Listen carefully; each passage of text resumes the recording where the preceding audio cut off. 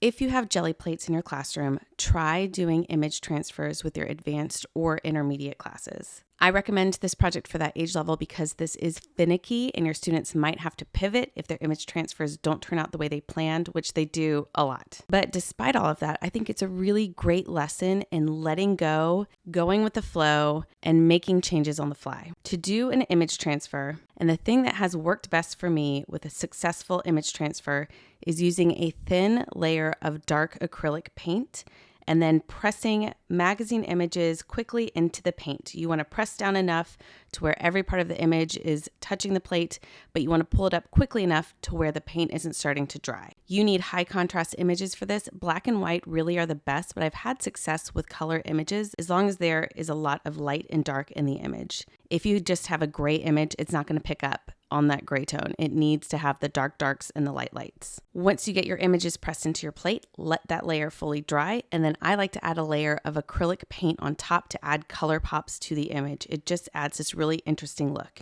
You can also press texture into this image to add patterns to your design.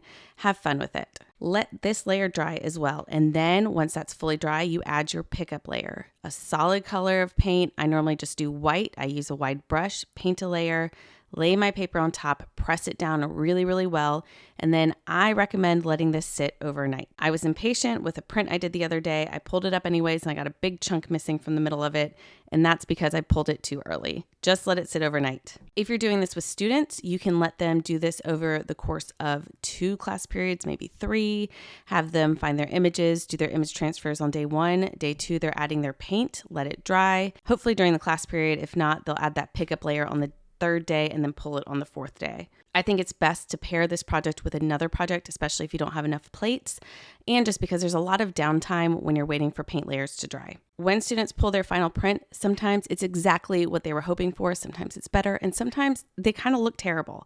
I had one that kind of looked terrible. I thought I had a very clear face, and I think when I added my paint layer, somehow it smeared the face.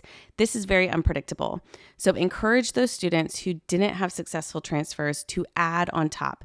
You can go in with paint pens, other collage materials, just straight up paint, pencil. Encourage them to have fun with it and turn it into something new. I like to bring Robert Rauschenberg into this because he used a lot of image transfers and mass media images, and you can talk to them about copyright, how much they can change an image before they can call it their own when they're not starting with their own original image. If you're an artist, this really is so much fun. Just get out your Gelli plates, play with this, and know that these might fail, but a lot of them might turn out really cool. Give image transfers a try. Let me know if it works for you or if you have other techniques that you have used that work. Have fun and happy printmaking.